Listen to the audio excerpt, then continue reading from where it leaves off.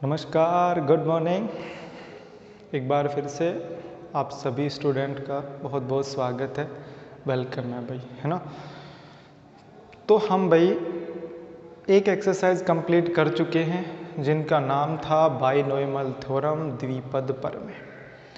अब हम next exercise पढ़ने वाले हैं जिसका नाम है प्रिंसिपल ऑफ मैथमेटिकल इंडक्शन, मतलब गणितीय आगमन सिद्धांत।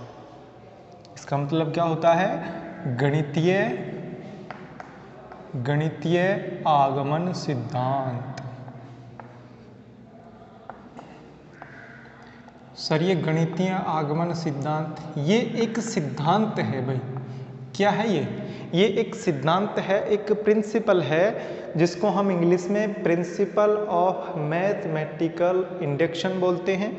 यदि बात करें हम हिंदी की तो इसको हम गणितीय आगमन सिद्धांत बोलते हैं भाई। मैं ऐसे चैप्टर आपको पढ़ा रहा हूँ जो इंग्लिश मीडियम और हिंदी मीडियम में ज़्यादा कोई फ़र्क नहीं है, सिर्फ नाम का फ़र्क है, प्रिंसिपल ऑफ मैथमेटिकल इंडक्शन और हिंदी में गणितीय आगमन सिद्धांत। मैं भाषा के आपको कोई चैप्टर नहीं पढ़ा रहा हूँ। ये थोड़े डिफ़िकल्ट है, थोड़े लेंथी है, लेकिन मैं डिफ़िकल्ट पार्ट पहले इसलिए करा रहा हूँ ताकि यदि आपको समझ में ना आए तो एक बार तो ऑफलाइन क्लास में करवा देंगे, अगर फिर भी थोड़ा घना समझ में ना आए तो आप 2-3 बार वीडियो को देख सको, क्योंकि ऑफलाइन के बाद वीडियो अवेलेबल नहीं होंगी। ठीक है, तो मेरा मेन उद्देश्य यही है कि भाई हम डिफ़िकल्ट एक्सरसाइज को कंप्लीट कर पाएँ पहले, और उसके बाद जो बिल्कुल इजी बचेंगे वो हम ऑफलाइन क्लास में कर लें। डिफ़िकल्ट के वीडियो आपके पास अवेलेबल रहेंगे तो आप 1 बार 2 बार 3 बार उन वीडियो को देखकर पढ़ सकते हो भाई। ठीक है, तो आज हम पढ़ने वाले हैं प्रिंसिपल ऑफ मैथमेटिकल इंडक्शन यानी गणितीय आगमन सिद्धांत। ठीक है सर, पढ़ लेंगे। अब करना क्या है, इसके अंदर मैं आपको 3-4 स्टेप बताऊंगा। बहुत सारे क्वेश्चन है इसमें, करीबन 20 से 25 क्वेश्चन है। एक ही टाइप है सबका एक ही तरीका रहेगा। आपको 3 से 4 स्टेप बताऊंगा, उन स्टेप को आपको फॉलो करना है भाई। ठीक है सर, कर देंगे फॉलो। चलो आ जाओ, तो फॉलो करोगे तो देखो, 1 3 3 का स्क्वायर फिर प्लस फिर 3 की पावर n-1 करोगे तो इसका मान 3 की पावर n-1/2 आएगा। सर ठीक है, 2 आएगा, तो कैसे आएगा देख लेते हैं हम भाई। देखो, सबसे पहले स्टेप बता रहा हूँ, यानी फर्स्ट स्टेप में आपको क्या करना है।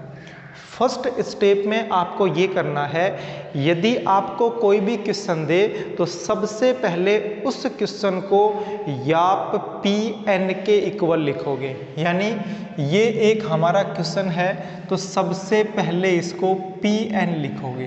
किसके बराबर लिखोगे? Pn के बराबर लिखोगे, या Pn फिर डॉट लगा दो भाई, तो क्या आ जाएगा? 1 फिर +3 फिर +3 का स्क्वायर फिर +3 का क्यूब, ऐसे चलता जाएगा भाई। कहाँ तक चलेगा? 3 की पावर n-1 तक, और इज इक्वल टू 3 की पावर n-1/2। सर पहली स्टेप तो बिल्कुल सिंपल है, जो भी क्वेश्चन आएगा उसके आगे सिर्फ Pn ही तो लिखना है। ठीक है भाई, हिंदी में कथन बोलते हैं, इनको क्या बोलते हैं? इसको कथन, जिसको इंग्लिश में हम स्टेटमेंट बोलते हैं। यानी ये आपको कथन दिया गया है, और इस कथन को गणितीय आगमन सिद्धांत से या प्रिंसिपल ऑफ मैथमेटिकल इंडक्शन से हमें क्या करना है? प्रूव करके दिखाना है। तो प्रूव करके ही तो बता रहा हूँ भाई मैं। चलो, तो पहली स्टेप में क्या रहेगा? Pn फिर डॉट लगाओगे, जो भी आपको क्वेश्चन दिया गया है वो लिख दोगे। यहाँ तक कोई दिक्कत नहीं है। चलो आगे, चलो आगे क्या करना है? आगे आपको क्या करना है कि n इज इक्वल टू 1 के लिए, n इज इक्वल टू 1 के लिए, इसका मतलब है कि आपको पुट करना है। जो भी आपको स्टेटमेंट दिया गया है, जो भी आपको कथन दिया गया है, उसके अंदर आप पुट करोगे। क्या पुट करोगे? n is equal to 1। आगे दूसरी स्टेप समझ में भाई। दूसरी पहली स्टेप थी Pn, दूसरी स्टेप में इसको मैं सेकंड स्टेप मान लेता हूँ। दूसरी स्टेप में आपको क्या करना है कि n इज इक्वल टू 1 के लिए, या आप लिख दो कि put n is equal to 1। इसका मतलब है कि जो आपको स्टेटमेंट दिया गया है उसके अंदर n इज इक्वल टू 1 रख दो। ठीक है sir, n is equal to 1 रखोगे तो यहाँ पे देखो कि क्या हुआ, P1 हो गया। n की जगह मैंने क्या लिख दिया है 1, n की जगह मैंने क्या लिख दिया है 1। P1 का मतलब होता है फर्स्ट टर्म यानी पहला पद।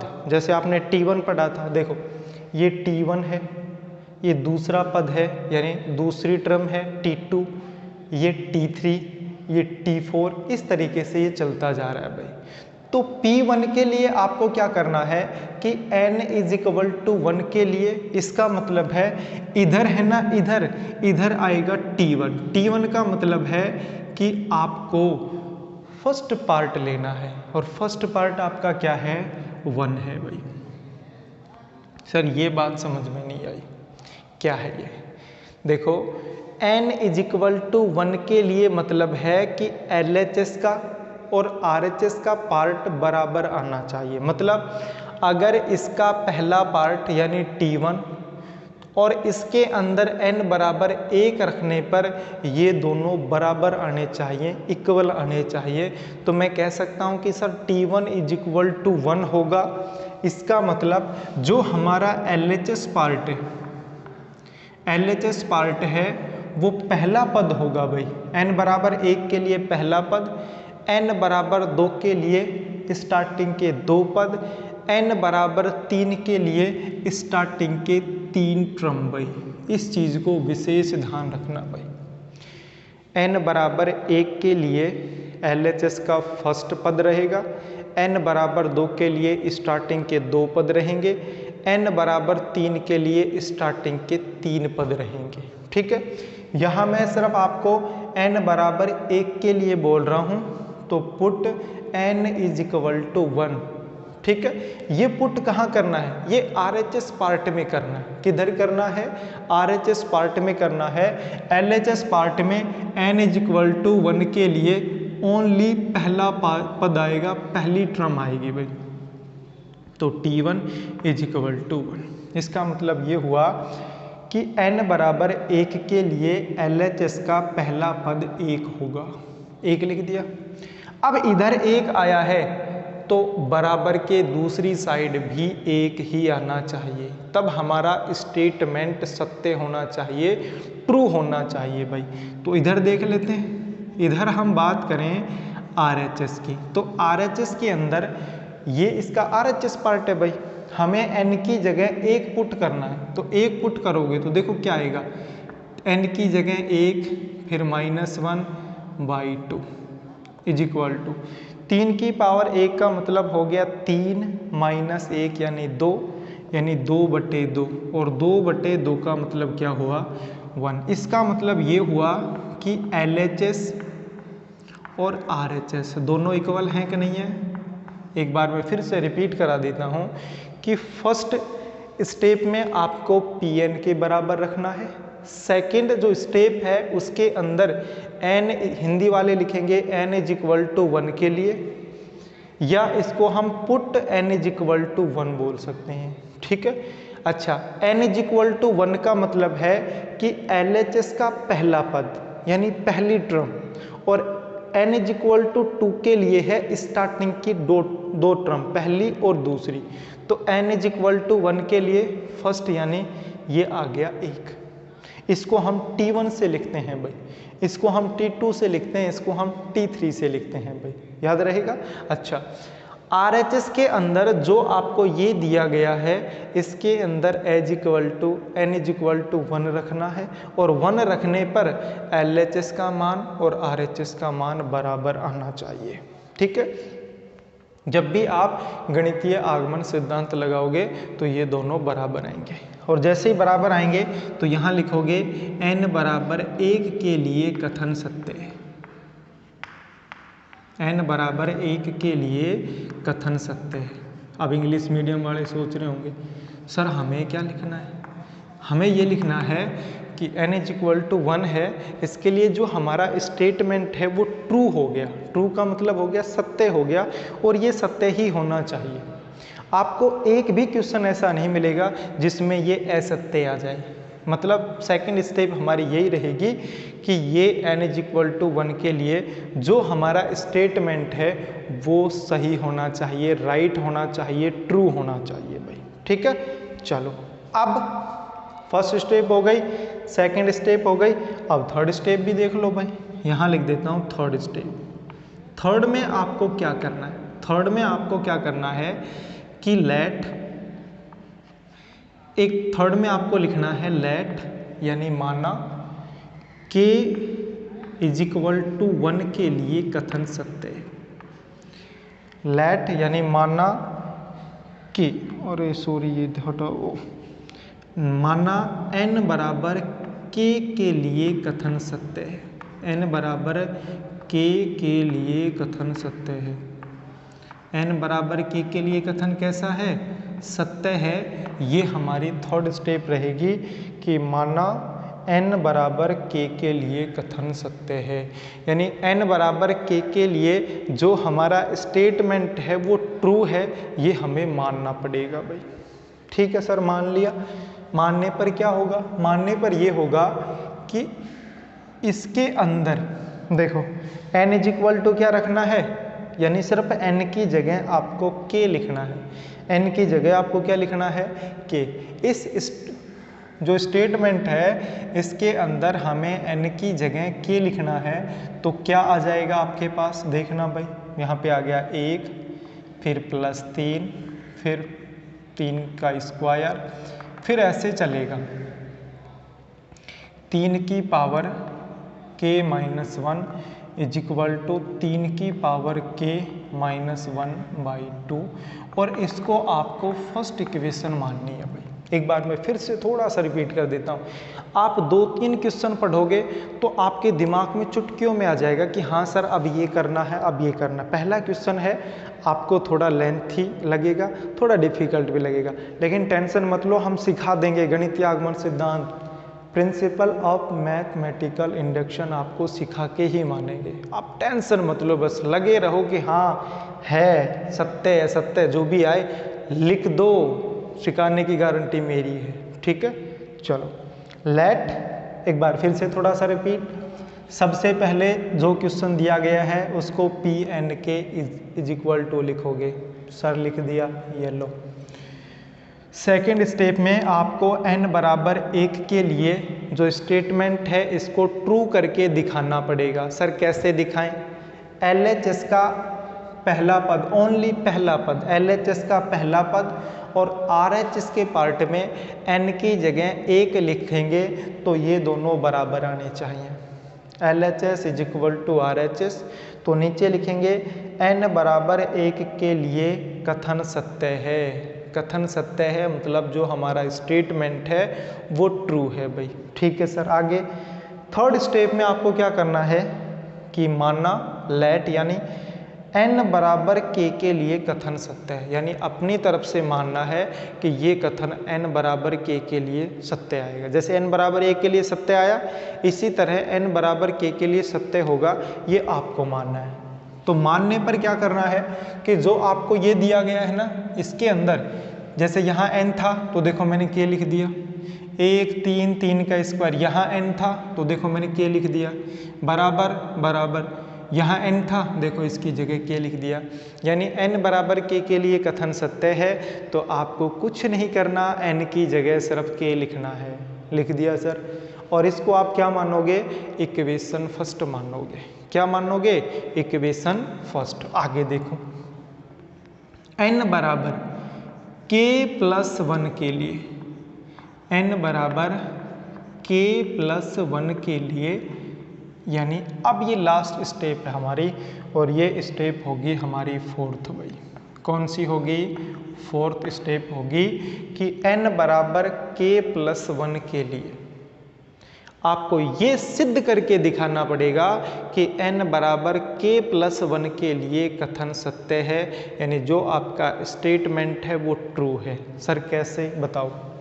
फिर से वही तरीका, यही है ना, n बराबर n की जगह क्या लिखना है, k+1, तो क्या आ जाएगा p k+1 is equal to, या डॉट लगा दो तो क्या आ जाएगा भाई, 1 फिर 3 का स्क्वायर, ऐसे चलता जाएगा।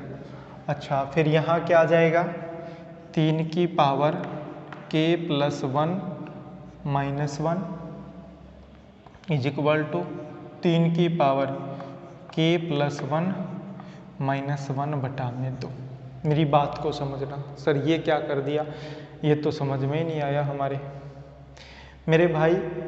n बराबर k+1 के लिए जो आपको स्टेटमेंट दिया गया है उसके अंदर जहाँ पे भी n दिखाई दे उस n की जगह आपको k+1 लिखना है। बस इतना दिमाग में रखो कि n की जगह क्या लिखना है, k+1 के लिए। चलो तो देखो, एक तो यहाँ n था तो इसकी जगह देखो k+1, फिर -1 था तो +1 -1 कैंसिल हो गया, सिर्फ यहाँ k बचा है। चलो इसको मैंने हटा दिया, इज इक्वल टू 3, ये रहा 3, यहाँ जो n था इसकी जगह k+1 फिर -1 बटा में 2। ठीक है, इसको आपको प्रूव करके दिखाना है। प्रूव कैसे करके दिखाएं, प्रूव का मतलब है कि इसका LHS और RHS पार्ट बराबर है, ये आपको सिद्ध करके दिखाना पड़ेगा। और यही हमारा गणितीय आगमन सिद्धांत, प्रिंसिपल ऑफ मैथमेटिकल इंडक्शन है भाई। ठीक है सर, करो। तो देखो, अगर इसको मेरे को प्रूव करके दिखाना है तो मैं इसका LHS पार्ट लेके चलता हूँ और RHS पार्ट में लेके आऊँगा। ठीक है सर, LHS पार्ट क्या है, 1 + 3 का स्क्वायर, फिर प्लस ऐसे चल रहा है, फिर प्लस 3 की पावर k है, लो थोड़ा सा और बढ़ा देता हूँ मैं, फिर +3 की पावर k। ठीक है भाई, ये हमारे पास है। मेरे को एक बात बताना आप, अगर मैं आपसे ये पूछूं कि भाई इससे पहले वाला पद कौन सा आएगा, तो क्या आप मेरे को जवाब दे सकते हो? क्या मेरे को ये बता सकते हो कि यहाँ 3 की पावर k है तो उससे पहले वाला पद क्या आएगा? मैं बताता हूँ आपको, ध्यान से समझना। देखो, यहाँ 3 की पावर 2 था, बताओ था कि नहीं? तो इससे जो पहला वाला पद आया वो 3 की पावर 1 है। कितना है? 3 की पावर 1। इसका मतलब है कि पावर के अंदर एक एक कम होता जा रहा है। देखो, यहाँ पावर 2 थी, यहाँ पावर 1 थी और यहाँ पावर 3 की पावर 0, तभी तो किसी की पावर 0 का मतलब 1 लिख रखा है। बताओ लिख रखा है कि नहीं लिख रखा है? सर बिल्कुल ऐसा ही है। तो मेरे को बताओ, जब इससे पहले वाला पद लिखोगे तो इससे पहले वाला पद आएगा 3 की पावर k -1, यानी जो पावर है ना उसका 1 कम। आगे से आपको ध्यान नहीं देना है कि इससे पहले वाला पद क्या आएगा।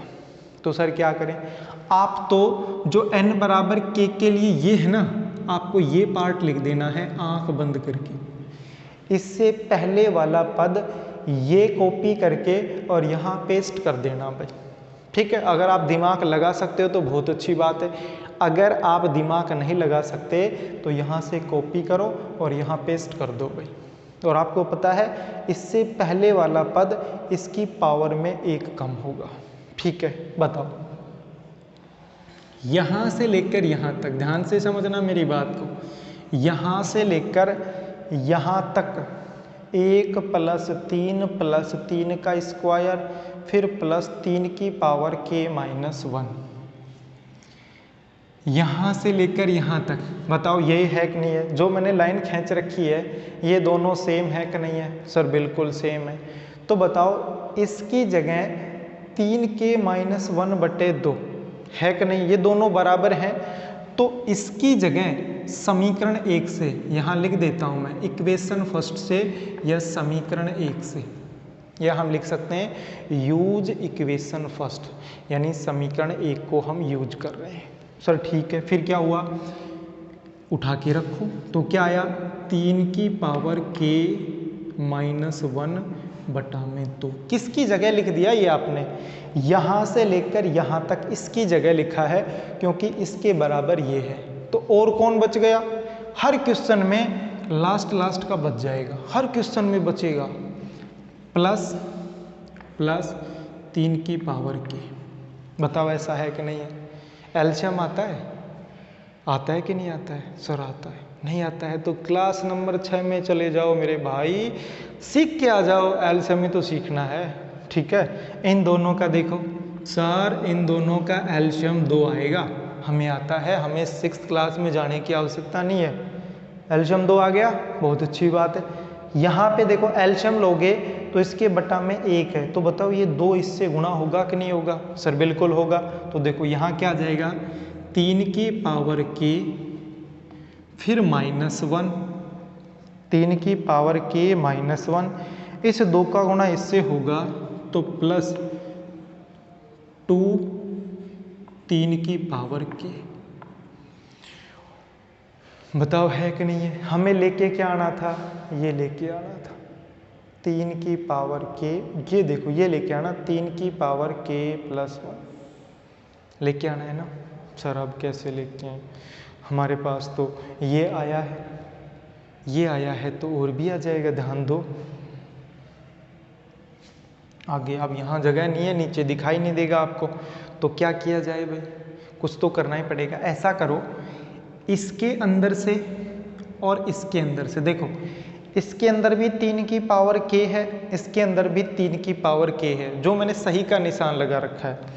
इन दोनों के अंदर से 3 की पावर k आप कॉमन ले लो, कॉमन ले सकते हो ना। सिर्फ 2 पद की बात कर रहा हूँ मैं, इसकी और इसकी बात कर रहा हूँ भाई। जब इन दोनों के अंदर से 3 की पावर k कॉमन ले लोगे तो देखो 3 की पावर k बाहर आ गया तो यहाँ तो बच गया 1, फिर प्लस 3 की पावर k तो बाहर आ गया तो यहाँ पे क्या बच गया 2।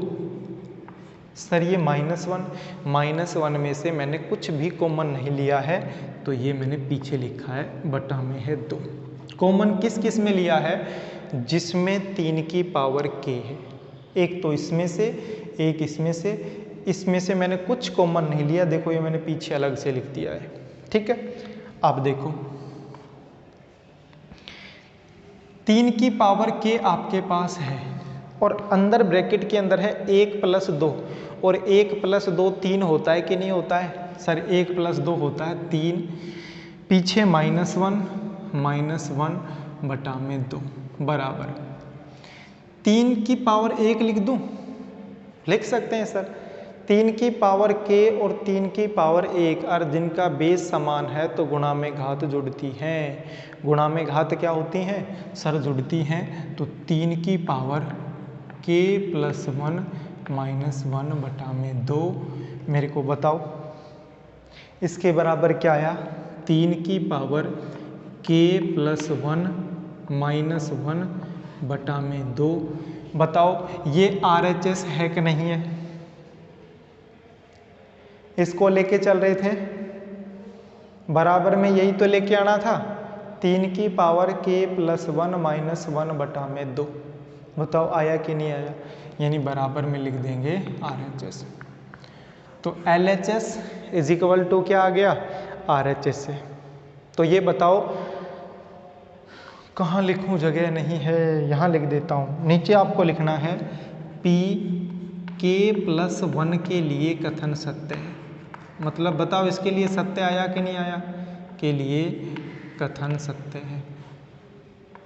इसका मतलब है कि n अवयव ऑफ n के लिए ये जो स्टेटमेंट है, यानी n की वैल्यू आप कुछ भी रख दो, n की वैल्यू कुछ भी रख दो, हर के लिए ये स्टेटमेंट सत्य होगा, ट्रू होगा भाई। और इसी को हम बोलते हैं गणितीय आगमन सिद्धांत। इसी को क्या बोलते हैं? गणितीय आगमन सिद्धांत। तो हम नीचे लिख सकते हैं, क्या लिख सकते हैं कि n बराबर k के लिए, देखो n अवयव ऑफ n के लिए Pn सत्य है या गणितीय आगमन सिद्धांत से सत्य है भाई।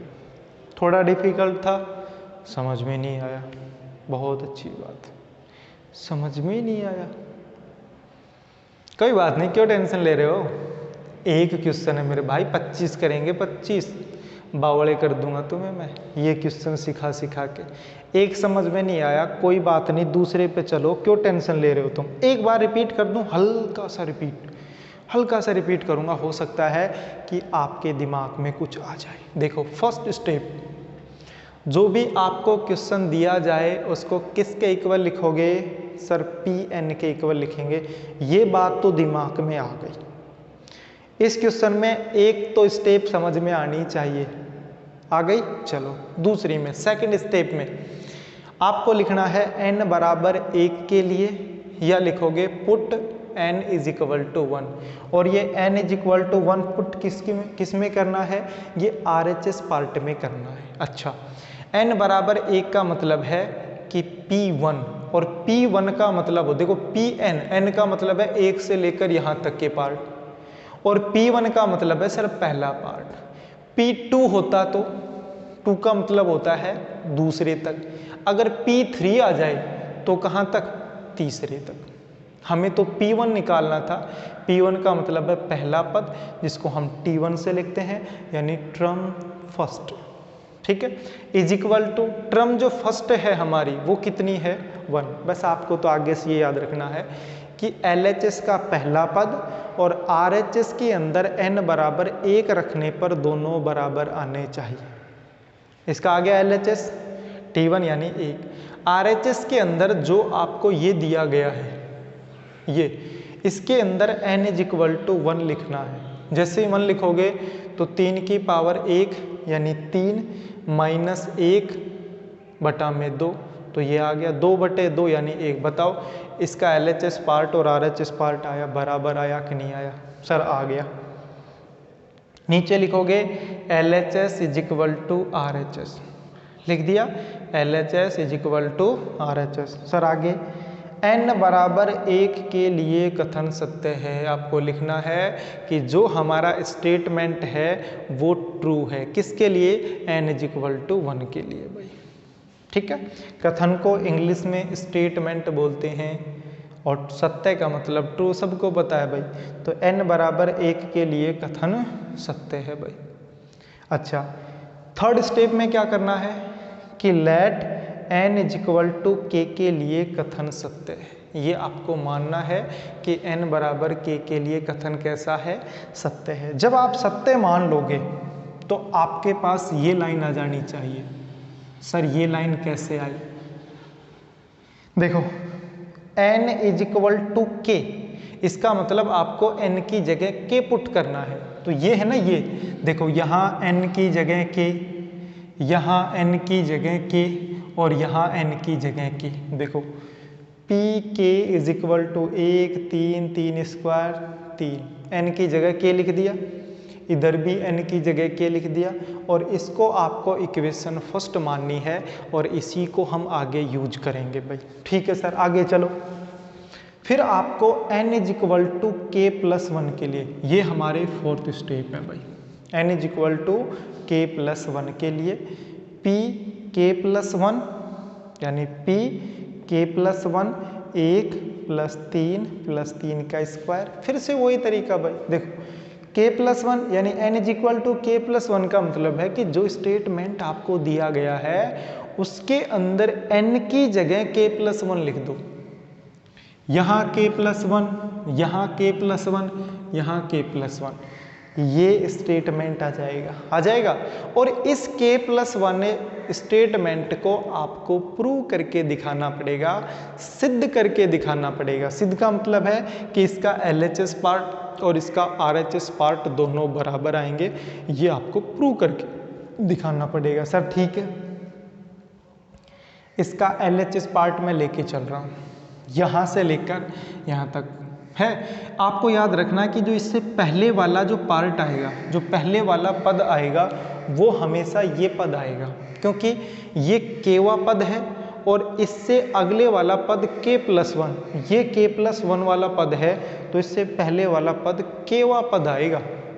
तो आपको यहाँ से कॉपी करके यहाँ पेस्ट कर देना है, कर दोगे, और फिर यहाँ से लेकर यहाँ तक इसके अंदर आप यूज करोगे इक्वेशन फर्स्ट, और यहाँ से लेकर यहाँ तक इक्वेशन फर्स्ट को यूज करके इसकी जगह आपको ये